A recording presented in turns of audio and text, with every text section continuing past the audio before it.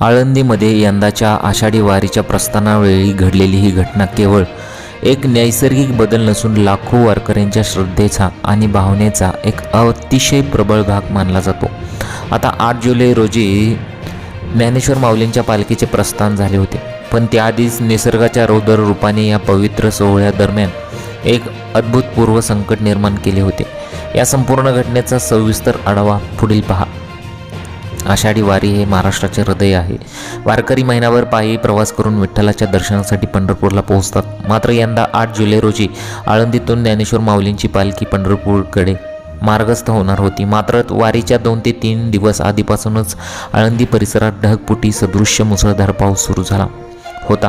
पावसाचा जोर इतका प्रचंड होता की इंद्रायणी नदीने धोक्याची पातळी ओलांडली होती। नदीचे पाणी पात्र सोडून काठावरील परिसरामध्ये शिरले होते। आळंदीला जोडणारे चाकण, वडगाव आणि पुण्याकडे जाणारे 4ही मुख्य पूल पाण्याखाली गेले होते। यामुळे आळंदीचा बाहेरील जगाशी संपर्क पूर्णपणे तुटला होता। आता ही परिस्थिती प्रशासनासाठी आणि देवस्थान समितीसाठी एक मोठे आव्हान होती। पालखी सोहळ्याची परंपरा वर्षानुवर्षे चालत आलेली आहे। रथाचे मानाचे बैल या पालखीला ओढत असतात। रस्ते पाण्याखाली असल्याने आणि पुराचा प्रचंड वेग असल्याने हा रथ सुरक्षितपणे पुलावरून नेणे आवश्यक वाटत होते। प्रशासनाने तातडीने निर्णय घेत वारकऱ्यांना आळंदीमध्ये येऊ नका असे आवाहन केले होते। अनेक वारकरी दिंड्या जागोजागी अडकून पडल्या होत्या। काही धर्मशाळांमध्ये पाणी शिरल्यामुळे NDRF जवानांना पाचारण करून भाविकांना सुखरूप बाहेर काढावे लागले होते। वारी रद्द करण्याची वेळ येते की काय अशी भीती निर्माण झाली होती। एक रहस्यमय घटना, ज्यावेळी सर्वांना वाटत होतं की वारी रद्द करावी लागेल, त्याचवेळी 8 जुलैच्या पहाटे निसर्गाने एक अद्भुत कलाटणी घेतली।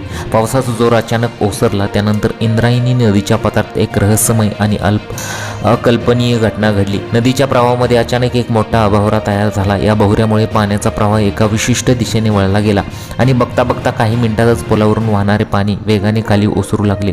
जो पूर ओसरायला सामान्य 4 ते 5 दिवस अपेक्षित होते, तोच पूर केवळ एका तासामध्ये अदृश्य झाला। हा बदल इतका वेगवान होता की स्थानिक नागरिक आणि प्रशासकीय अधिकारी थक्क झाले। सॅटेलाइट इमेजमध्येही ही घटनेची नोंद झाली असून हवामान तज्ज्ञ या घटनेचा अभ्यास करत आहेत, कारण सामान्यतः अशा स्थितीत असा भवरा तयार होणे दुर्मिळ आहे। पाणी ओसरल्याची बातमी वाऱ्यासारखी पसरली। जो रस्ता काही तासांपूर्वी ट्रॅक्टर किंवा ट्रकसाठी बंद होता, तो पूर्णपणे मोकळा झाला होता। वारकऱ्यांमध्ये आनंदाची लाट पसरली। लाखो वारकरी पुन्हा एकदा ज्ञानोबा माऊलींचा जयघोष करत आळंदीच्या दिशेने निघाले। सोशल मीडियावर या घटनेचे व्हिडिओ व्हायरल सुद्धा झाले। लोकांनी याला माऊलींची कृपा मानले। हवामान खात्याच्या अंदाजानुसार 8 जुलैपासून पुढील काही दिवस पावसाने विश्रांती घेतली आहे। यामुळे वारकऱ्यांच्या पायी वारीसाठी पोषक वातावरण निर्माण झाले आहे। ज्या वारीवर संकटाचे ढग जमा झाले होते, ती पालखी आता परंपरेनुसार थाटामाटात पंढरपूरच्या दिशेने रवाना झाली आहे।